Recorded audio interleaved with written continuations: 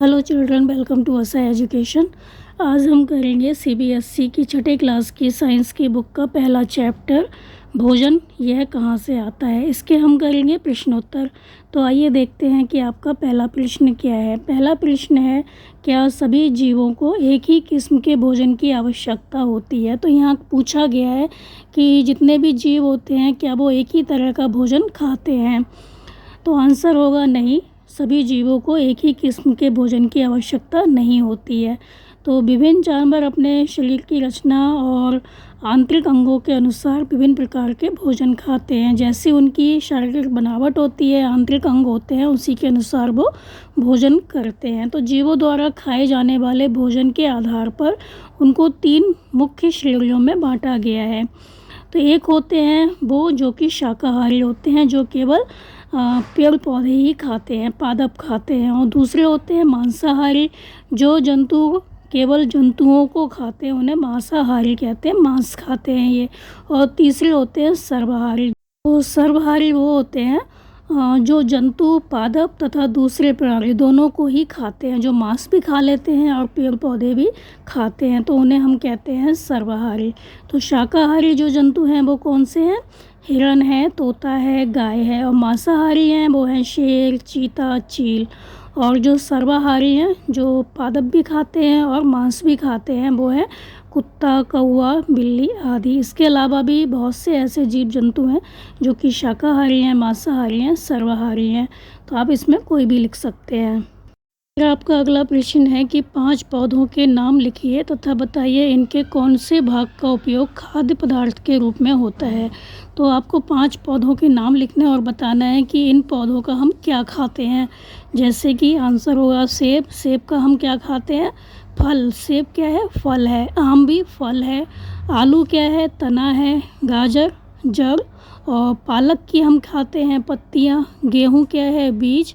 और फूल गोभी क्या है? फूल है। फिर आपका अगला प्रश्न है कि कॉलम में दिए गए खाद्य पदार्थ का मिलान कॉलम 2 से कीजिए। तो एक कॉलम 1 है, एक कॉलम 2 है। तो जो आंसर सही है उसको आपस में मिलाना है। कॉलम 1 को कॉलम 2 से मिलाना है। तो पहला है दूध, दही, पनीर, घी। तो ये क्या है? सभी जंतु उत्पाद हैं। ये सारी चीज़ें हमें जानवरों से मिलती हैं। फिर है पालक, फूल गोभी, गाजर। ये क्या है? सब्जियां हैं। शेर एवं बाघ ये क्या करते हैं? दूसरे जंतुओं को खाते हैं। शाकाहारी, तो शाकाहारी जो हैं वो पादप मतलब पेड़ पौधे एवं पादप उत्पाद, जो पेड़ पौधों से चीज़ें उत्पन्न होती हैं उनको खाते हैं। तो पहला हो जाएगा सभी जंतु उत्पाद हैं, दूसरा सब्जियां हैं, तीसरा दूसरे जंतुओं को खाते हैं, फिर होगा पादप एवं पादप उत्पाद खाते हैं जो शाकाहारी होते हैं। शेर एवं बाघ दूसरे जंतुओं को खाते हैं। पालक, फूल गोभी, गाजर सब्जियां हैं। दूध, दही, पनीर, घी सभी जंतु उत्पाद हैं। आपका अगला प्रश्न है कि दिए गए शब्दों से रिक्त स्थान की पूर्ति कीजिए। तो दिए हुए शब्द हैं शाकाहारी, पादप, दूध, गन्ना, मांसाहारी। तो पहला है आपका बाघ 1। फिर रिक्त स्थान है क्योंकि यह केवल मांस खाता है, तो यहाँ पर क्या आएगा? बाघ 1 मांसाहारी है क्योंकि यह केवल मांस खाता है। फिर है हिरण केवल पादप उत्पाद खाता है और इसलिए इसे शाकाहारी कहते हैं, क्योंकि ये केवल पेड़ पौधों से उत्पन्न जो चीज़ें होती हैं वही खाता है। फिर है तोता केवल उत्पाद खाता है। तो तोता केवल पादप उत्पाद खाता है, मतलब जो पेड़ पौधों से चीज़ें प्राप्त होती हैं वही खाता है। फिर है जो हम पीते हैं प्रायः गाय, भैंस या बकरी से प्राप्त होता है, इसलिए यह जंतु उत्पाद है।